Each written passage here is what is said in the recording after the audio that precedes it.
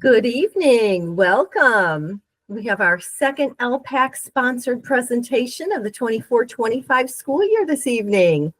Tonight we've got with us Jessie Brown. She's here to talk about navigating school anxiety tools for student success. She comes from behavioral health response. She's got 10 years experience in the mental health field. Jessie has worked in crisis intervention and suicide prevention. She's got a master's degree in professional counseling. So lots of expertise to share with us tonight. Please join me in welcoming Jessie.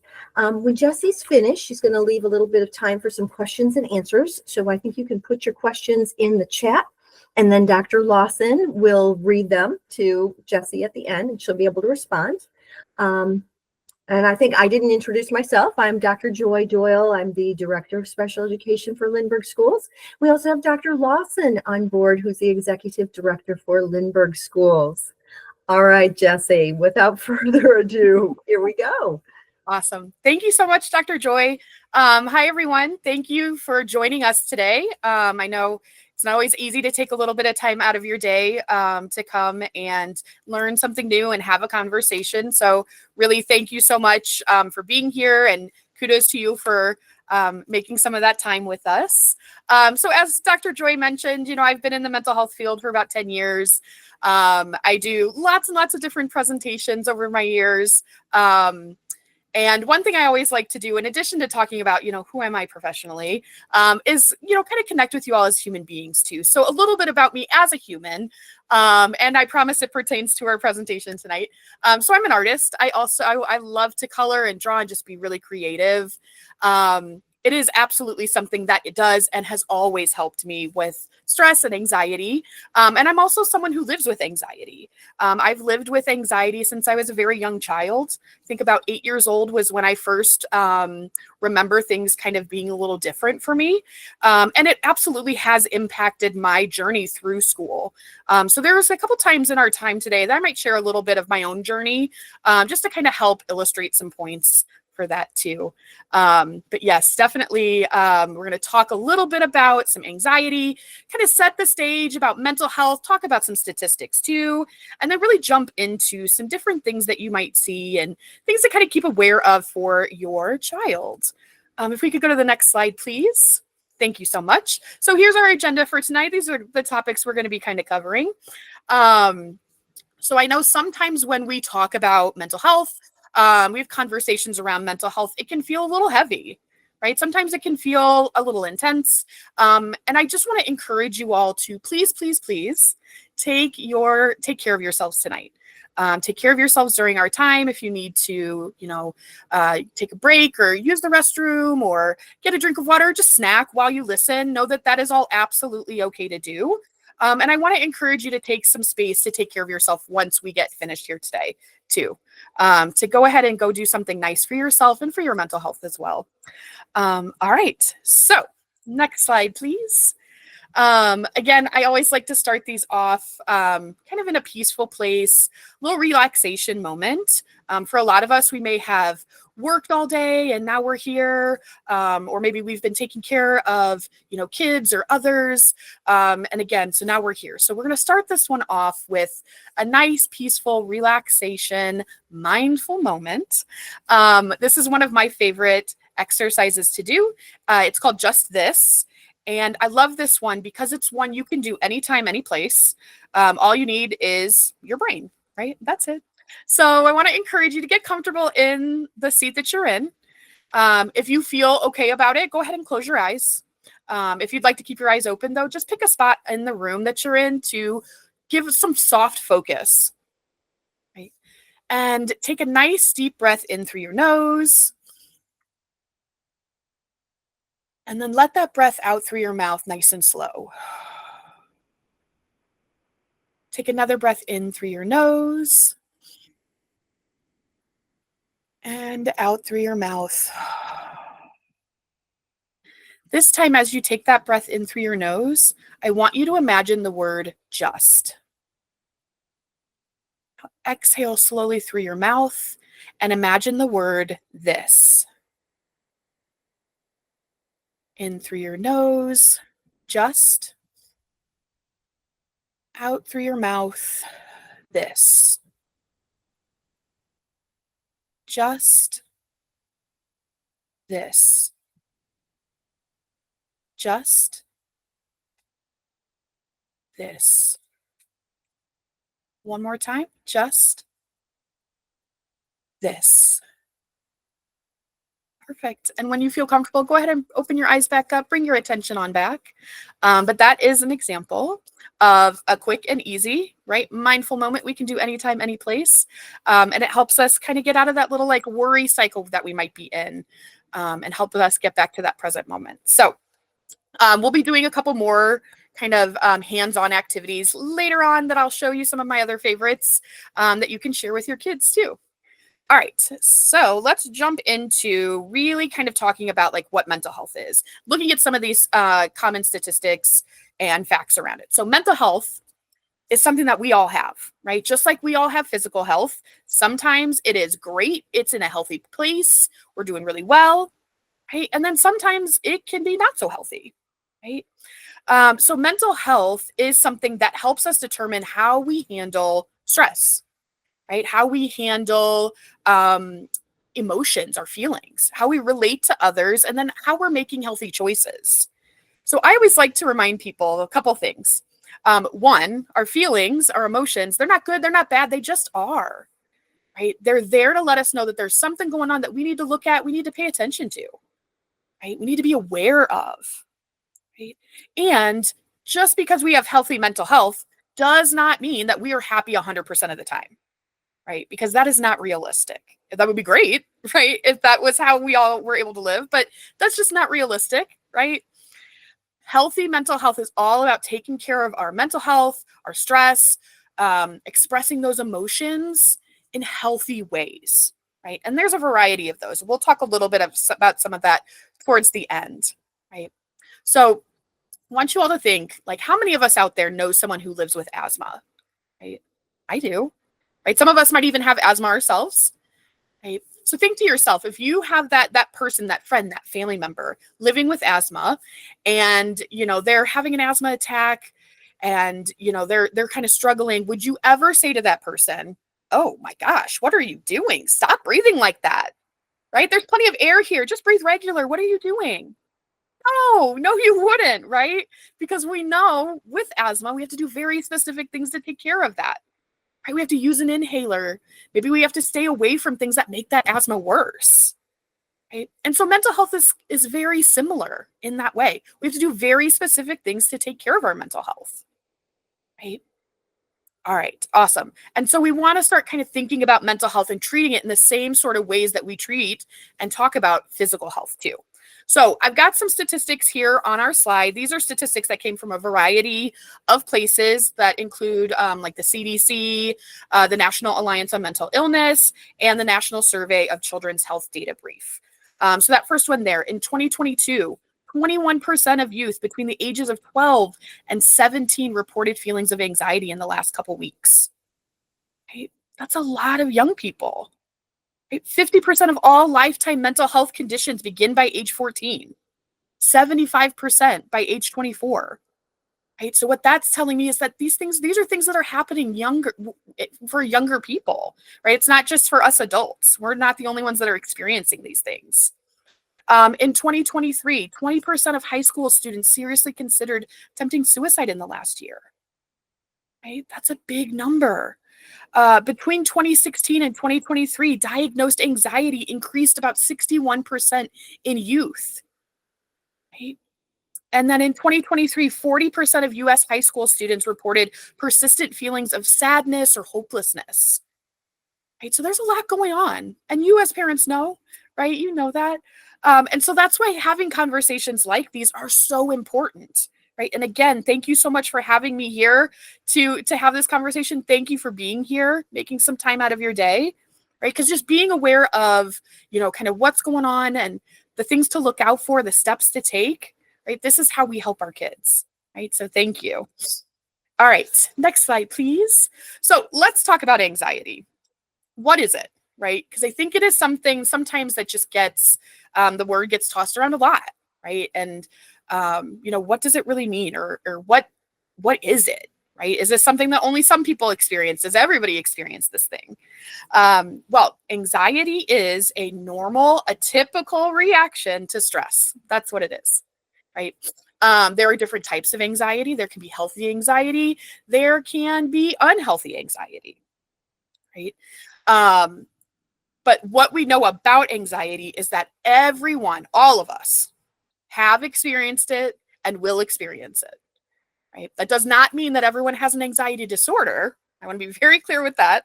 But anxiety is a reaction that we all experience from time to time, and that's okay, right? Mild anxiety, some of that healthy anxiety, can actually be beneficial to us at times. It can help us, right? So, take me for instance, right? What I'm doing now, I'm giving a presentation, I'm doing public speaking, right? For a lot of people, this is something that causes a lot of stress. It causes anxiety, right? To stand up in front of a group and share information and do a presentation or do a speech, right?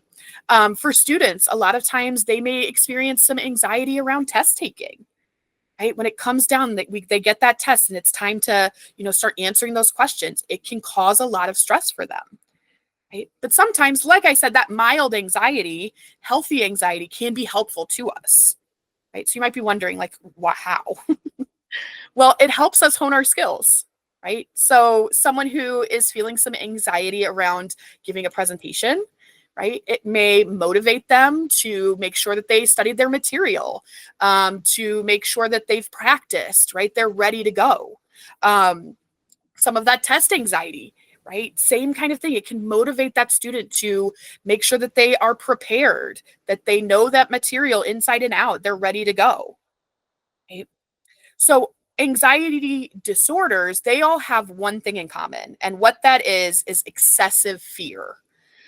So they cause people to avoid situations that worsen those symptoms and impact their ability to function day to day.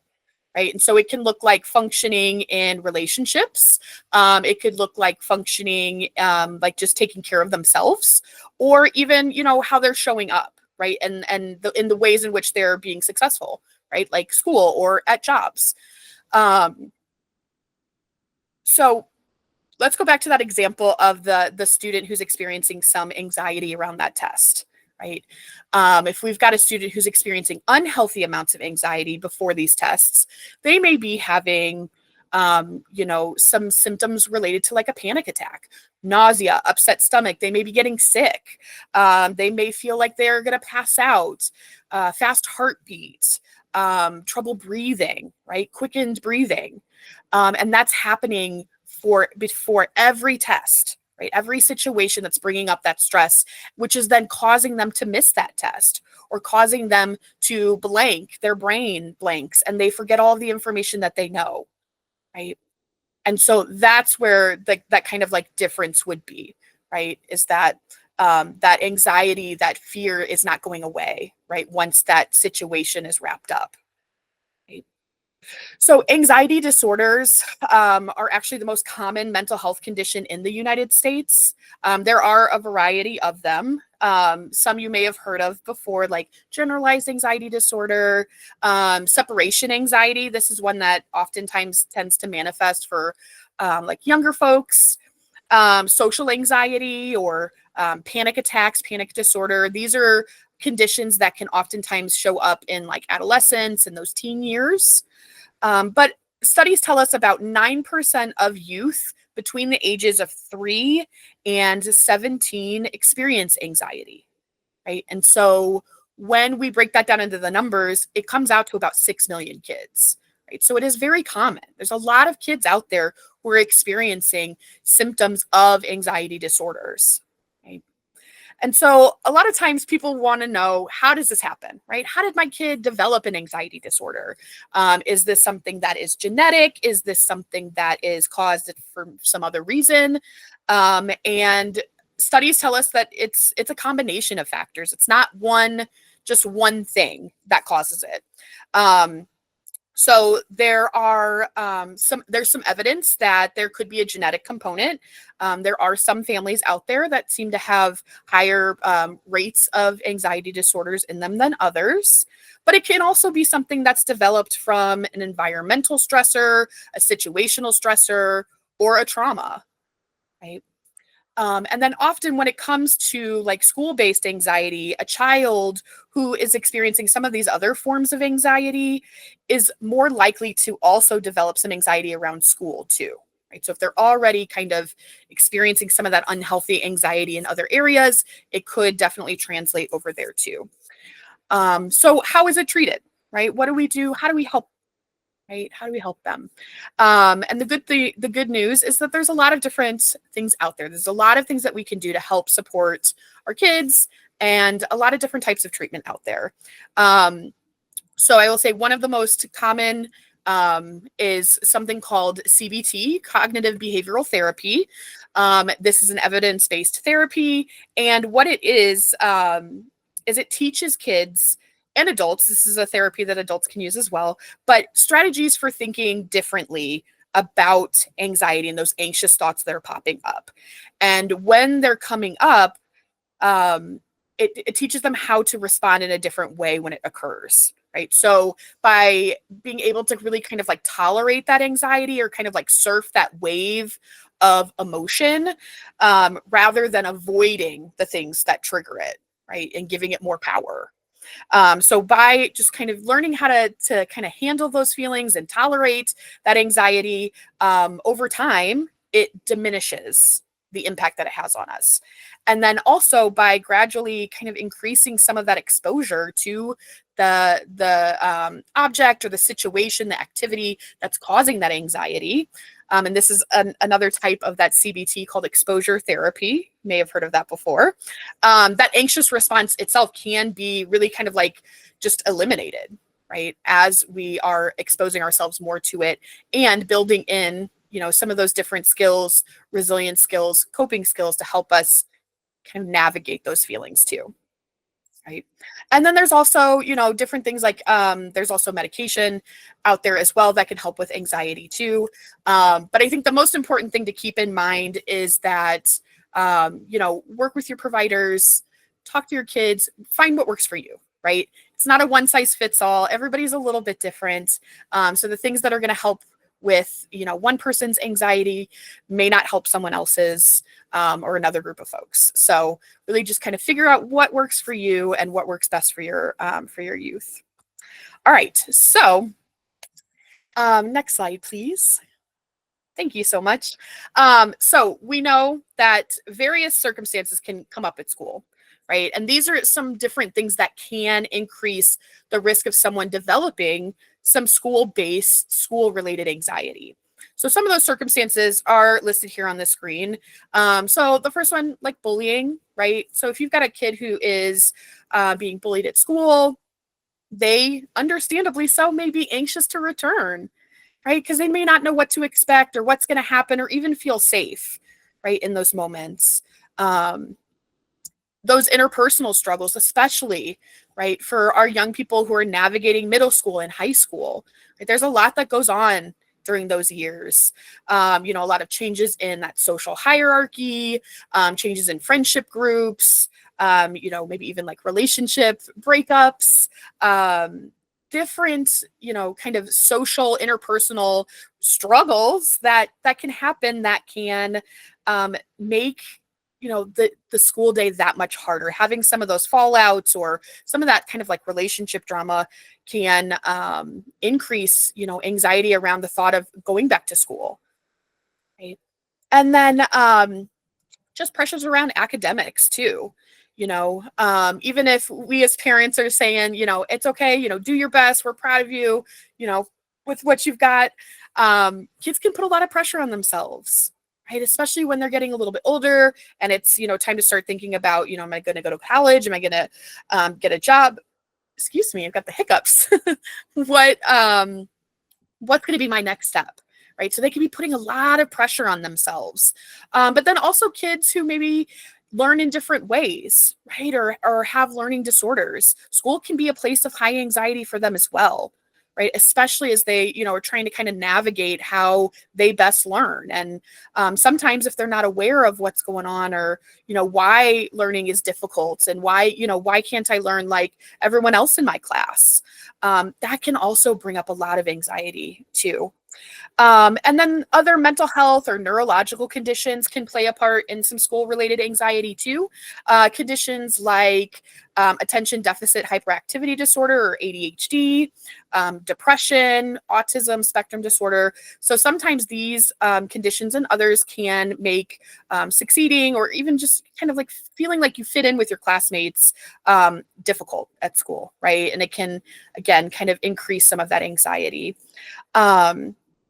Some other factors that can pop up sometimes, and again, I would say this is maybe more so for like middle school, high school students, but really starting to kind of have this voice in the back of their head about how they're perceived by others.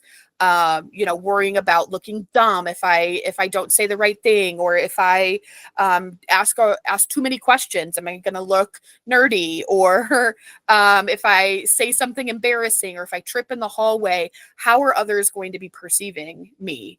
And so that's something that's always kind of there with them. Also, again, middle school, high school, they're going through a lot of different body changes. That can increase anxiety as well around, kind of self-esteem, how they look, how they're, again, being treated and perceived by their peers. And then the last one, too, to kind of keep in mind that I think sort of always gets brought up when we talk about kind of like mental health with youth, is social media. I think social media is something that can be great in a lot of ways. It's something that can connect us. It's something that, people can find a lot of support in, can be educational, all of that. But it can also have a darker side too.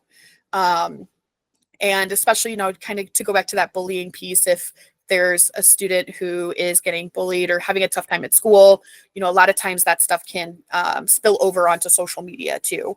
And not to like age myself, but when I was in middle school, high school, social media wasn't really a thing. And, so if you were having a tough time at school, a lot of times you got a break when you went home. And vice versa. If maybe you were having a tough time at home, school could kind of be like a break with that. But, everybody has a phone now. We're all very like easily accessible, and, kids don't always have that kind of buffer with that too. So now that we kind of have, we know what anxiety is and what it looks like, kind of some of those risk factors that can cause some school-based anxiety to pop up, I want to talk about what we should be looking out for, because some kids may be very direct and just say, yeah, I'm really anxious about going to school, and here's why, right? And that's amazing. Right. But for others, it may not be so clear. They may not feel like they have the words, or that they can like be that direct. Right. And so paying attention to some of the behaviors that you might notice can help to, kind of let you know if there's something going on. Right. So if you could go to the next slide, please. Thank you so much. All right, so we're going to start by looking at some behaviors that can pop up in the classroom that may indicate that there is some school-based anxiety going on. So I want to kind of preface this that, there may be things that school sees, right, in the classroom that you may not see at home. And vice versa. There may be some things that you see at home that maybe school doesn't see, right? And that's okay. That's part of, kind of like that partnership and having those conversations and connecting with each other, which we'll get to in just a minute. But at school, it can show up in a variety of ways, right? And again, kind of based on, ages and the child's level of comfort too. So, a child who maybe was doing really well, was getting good grades, or, maybe they were just someone who was putting in a lot of effort, or made sure to participate in the classroom, right? Now the teacher may see like a drop in their grades. They may see a drop in that effort. This is a student who wanted to be part of the conversation and wanted to, really kind of like be in it. And now they're sort of isolating themselves to the side, or they're not making eye contact because, if I don't make eye contact with you, you won't call on me, right? It could also show up as students who are skipping class, showing up tardy, or just not showing up at all, completely absent for the day. It can also show up in ways where the student is having a really hard time staying focused, staying like present in the moment, and I would say more so than usual. But sometimes, you've got a child who is in the classroom physically, but mentally they are a million miles away, right? So they may be kind of in one of those like daydream kind of states, staring out the window, or, again, they look like they're there, but their mind really is not, right? And that could be because they're stuck in one of those sort of like worry anxiety cycles. It can also show up as perfectionism. That's kind of a common way that anxiety shows up in the classroom. Having a really difficult time being flexible with things, or a student who, got an A minus, or, a B plus or whatever, but it's not enough, right? It's not perfect. And that's a problem. And so sometimes it shows up in like the reactions too. So I want to share an example from when I was in third grade. I vividly remember this still. Our teacher had us line up for recess, and my friend in front of me turned around and just like whispered something. And I whispered back to her, and the teacher looked at us and just said, "Girls, shh." And that was it. Like, we weren't in trouble. It wasn't a big thing. But me, someone who was a very anxious child and very anxious at school, I immediately started crying and hyperventilating. And my teacher had no idea what just happened. But in my mind, if she could have opened up my mind and saw and heard the things, she would have seen the like 100 of thoughts that just popped into my head in that exact moment. Because in that moment, I got in trouble. I wasn't perfect. And when I'm not perfect, something bad happens. Right? And so my mind, I kept thinking, I'm going to get in trouble. They're going to call my parents. Am I going to get a detention? Do I have to go to the principal's office? What's going to happen? When I get home, am I going to get in trouble? Am I going to get grounded? It was all of these thoughts in a matter of seconds. And outwardly, I could not be consoled. I was crying. I was hyperventilating. I could not calm down. And so my reaction to the situation was way out of proportion because of the anxiety that I was experiencing. Right. And so sometimes it looks like that, right? Where that reaction doesn't quite meet the situation that we're in. Right. Also like freezing or panicking, right? They've raised their hand or you call on them, and then the answer just goes right out of their head, right? They don't remember what they were going to say. Their mind completely blanks. And again, it's because that spotlight's on us, right? And there's some anxiety around that. All right. So I want to kind of pivot now. So we've talked a little bit about what it can look like in the classroom. So let's talk about what it can look like at home, right? Because it's not just going to be in the classroom. It's not only going to be happening at school. It could, but it probably won't. You're going to see some things at home, I imagine. And sometimes that can look like a heightened level of cleanliness, right? Especially with those younger kiddos. When it's time for pickups or drop-offs, I don't want to leave you. There may be tantrums that come along with that, really emotional outbursts, behaviors that come along with that. Even at home, during the week and the evening, on the weekends, they may be wanting to know if you're going into the other room to go to the kitchen. Where are you going? Why are you going there? When are you coming back? Can I come with you? Right? Because they want to kind of keep an eye on you at all times because you're their safe space, right? Frequently becoming ill or feeling ill, right? This is a really common one when there's some anxiety going on for kids, especially again with those younger kiddos, because a lot of times they're more aware of the physical symptoms that come along with anxiety. So, like that upset tummy, kind of feeling shaky or that like nervousy kind of feeling in our bodies, muscle tension, headaches, any of those kinds of like really physical symptoms that come along with anxiety. And so what for them, they don't feel good, right? Their stomach does hurt, but there's not an illness or an injury that's causing it, right? It's really just those anxious thoughts. And so if you're noticing that you've got a child who, is frequently saying that they don't feel good, but maybe, they're not sick, they don't have a fever, they don't have a runny nose. Try to see, is there some pattern behind this? Are you feeling sick every Sunday night when it's time to go to bed? Are they feeling sick when it is, in the morning during the week and it's time for us to get in the car and head out to school, or it's time for the bus to pick them up? Is there a pattern around when these feelings of just like not feeling great are coming up?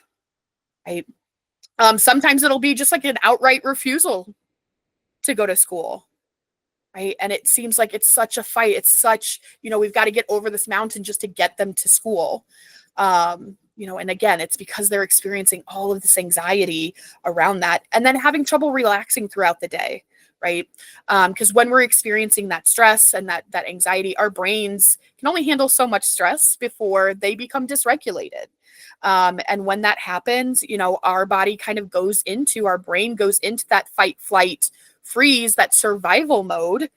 And so if we're not able to, kind of bring that stress level down, we spend our day really kind of in that heightened sense, because our brain thinks that we need to survive a potential danger that's out there. So again, these are some things that you may see. This is not an end-all list. So, there may be other things out there, and keep in mind, your kids best, right? So my suggestion would always be, kind of paying attention to or keeping aware of, any changes in behavior, thoughts, and feelings for them, and keeping an eye out for those, and then having a conversation with that. All right, next slide, please. So building off of that, I think it's always important to also be aware of just like common warning signs for mental health conditions in kids, because again, a lot of things can happen, and oftentimes studies tell us anxiety and depression are very linked with each other. And so if you have a child who is experiencing some anxiety, definitely want to keep an eye and make sure, if there's anything else that's going on, that we're having those conversations and we're getting them as much support as we can. So again, these are some of those common warning signs for mental health conditions, or just, a sign that someone might be having a tougher time with their mental health to keep in mind. Feel free, if you've got a phone handy, go ahead and take a screenshot if you'd like. But again, like I mentioned, those changes in behaviors, right? Really intense sadness, right? And again, it's okay to be sad, right? It's all right that we feel sad. But if that sadness isn't going away and it's been more than a couple of weeks, that would be a sign that there maybe is something bigger going on. Again, some of those physical symptoms, that heart racing, like shortness of breath, feeling like your chest is very, very tight, having trouble sleeping, right? Or not sleeping too much or not sleeping enough. Sometimes this can show up for kids with like nightmares or night terrors, right? They seem much more irritable or angry, very like touchy, right? Very reactive. Again, much more than they usually are or have been in the past. Talking or joking about suicide, right? Oftentimes, kids may not know like who to ask for help from or what to say or how to ask for help. And so they may bring this up by just talking about it a lot or joking, right? Thinking like, gosh, if I say this enough, someone's going to notice and they're going to ask me if I'm okay. Right. So just kind of keep an eye out for those, and then really kind of like isolating themselves from friends, from family. So a child who was really kind of, again, involved in activities or, was always kind of wanting to spend time with siblings or friends, now just wants to stay to themselves, and doesn't really kind of want to interact with everyone in the same ways. And then that last one there, we've already talked about that, but worrying about things more than usual, or things that are kind of outside of their purview. So, all right. So now that we've got what to look out for, what do we do? Right? How do we start these conversations with our kids? Because these are important conversations. And again, they can feel heavy. They can feel a little bit intense. So I want to encourage you to start out, right, with self-compassion for yourself, right? Be kind to yourself in all of this. Engage in self-care, right? If you find yourself, getting overwhelmed, getting stressed out, take some time for yourself in whatever way that might look, right? Take a break, do something that helps you relax, and then, we can have this conversation, right?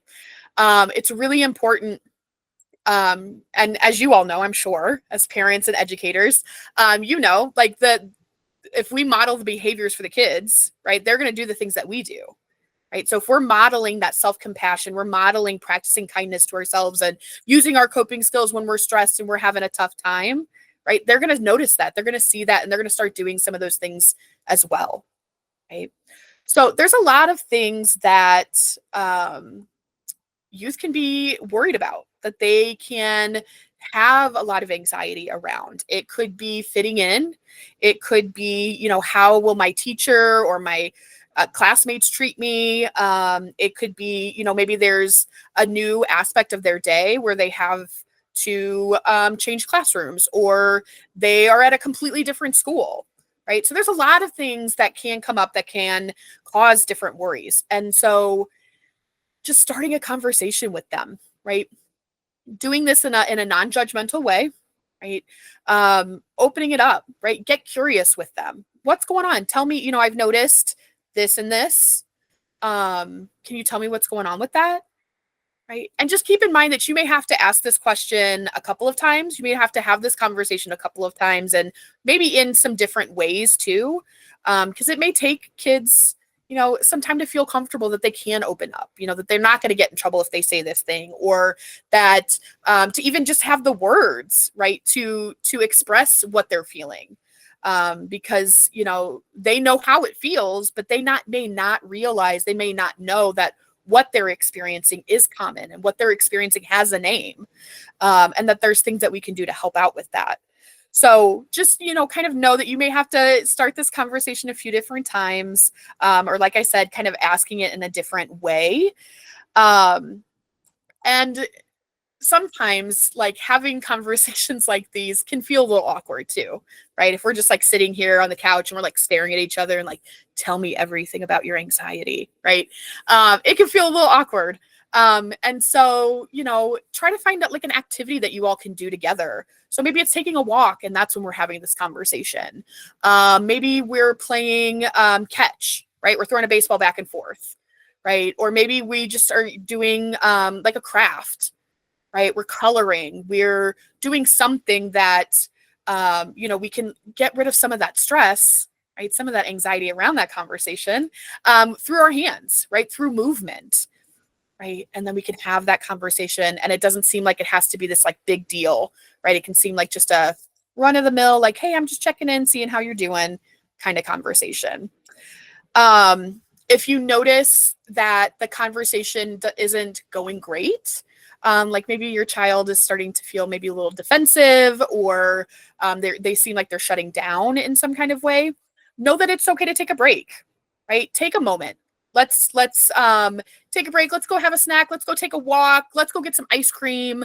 Let's, give it 5 minutes and then we come back to the conversation. We can pick it back up again, right? That's always okay to do, to take a break and revisit. And then try to find a balance about talking about the anxiety and then practicing some of those coping skills, right? Because if we just sit and talk about it and talk about it and talk about it, it can help it to grow. It can make it bigger than it needs to be. And so kind of finding some balance between talking and validating their experience and listening, and then also practicing out some of those coping skills so that they have the tools in place for when that anxiety pops up and maybe they're not at home or they're not, with you. And then just also know that you're not alone in this as a parent. Connect with school staff, with your children's teachers, counselors, social workers. There are community resources like BHR. And I'll tell you a little bit about what we do in just a minute. But there's a lot of help and support out there. And I think it's really important to make sure you're connecting with school too, because like we talked about before, they may be seeing things at school that you may not see at home and vice versa.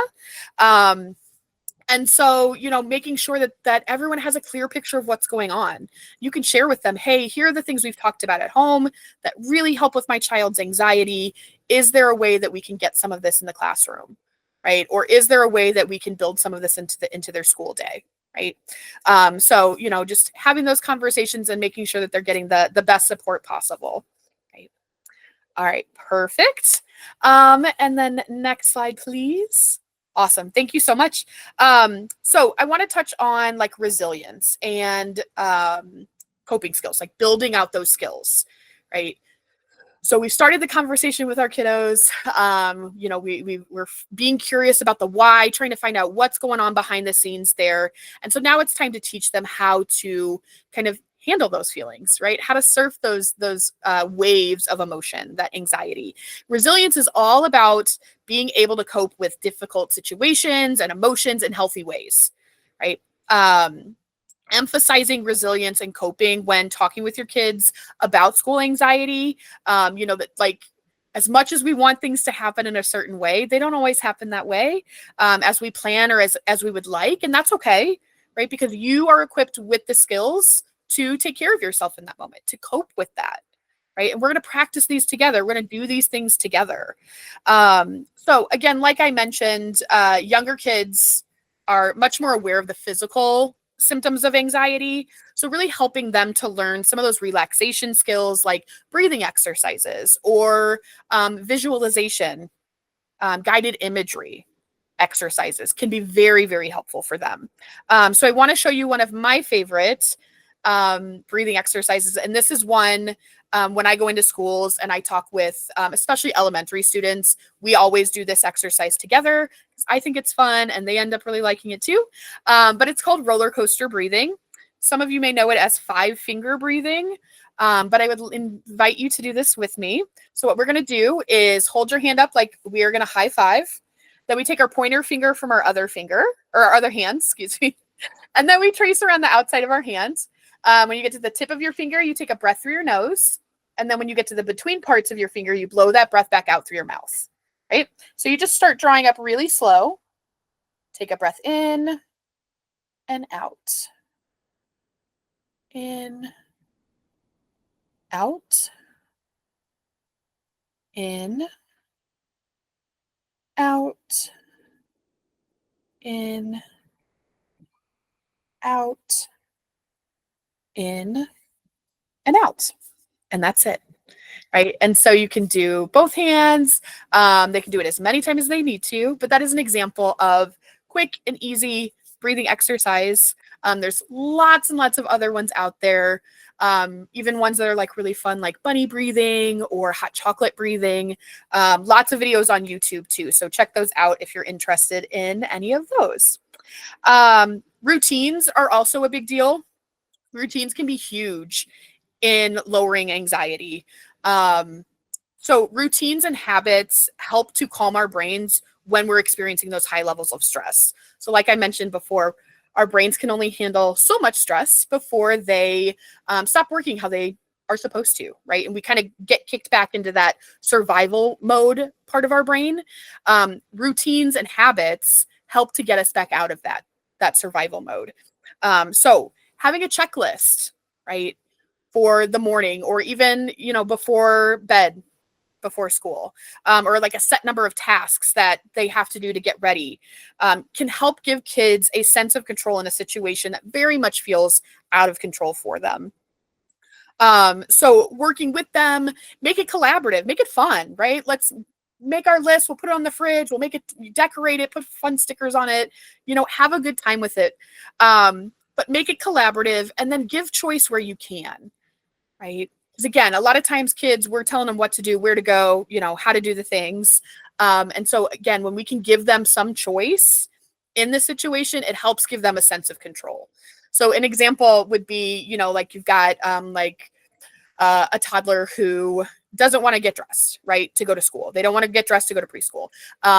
Well, we know you got to wear a shirt. So you can wear a red shirt or you can wear a purple shirt, right? What color shirt do you want to wear? Right? And oftentimes that'll take away that fight because they get to make a choice, right? We're not fighting about you or like arguing about you having to wear a shirt, but rather tell me which color shirt you want to wear, right? So giving a little bit of that choice in there where you can. Grounding techniques are also incredibly helpful when it comes to anxiety, because they help to break that cycle of worry that goes on in our brains. It breaks that cycle and it brings us back into that present moment. So a really easy grounding exercise to do is that 5 senses activity. So what you do is, it is 5 things that you can see, and you name them out to yourself and describe them. You can do this out loud, or you can do it inside your brain, however you feel comfortable. Then it is 4 things that you can hear, 3 things that you can touch, 2 things that you can smell, and then 1 thing that you can taste. Right. And you just go through each of those, describing what they feel like, what they look like, what they smell like all of the senses that come along with that. And then by the time that you've gone through all 5 of your senses, then, right, a lot of times we're grounded and we're back in the present moment and feeling a little bit less anxious. Another reason that I love that roller coaster breathing exercise is because, did y'all feel that like sensation, that tickle feeling, right, around your hand? That's a grounding exercise too, right? By focusing on that feeling, right, helps to ground us, get us back into the present moment. Right? So again, there's lots of different things out there.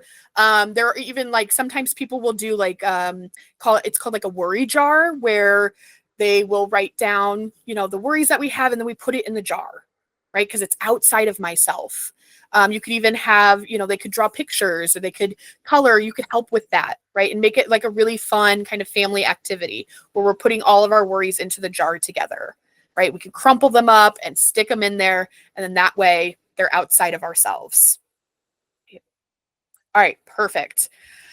Okay, next I want to talk really quickly a little bit about BHR, how we can help and support not only your child, but also you and your families too. So BHR, for those of you who are not aware of us, who've never heard of us before, what it stands for is Behavioral Health Response. We are a 24-hour-a-day, 7-day-a-week behavioral health organization. So I've got both of our cards here on the screen. The green card at the top is our Youth Connection helpline.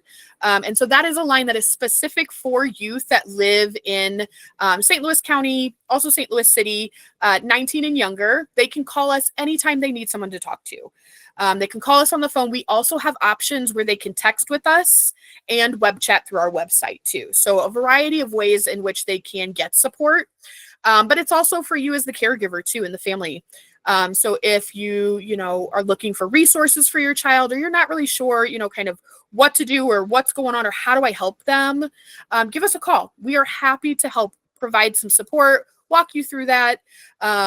Every call that we take and make, we're always assessing for safety around suicide.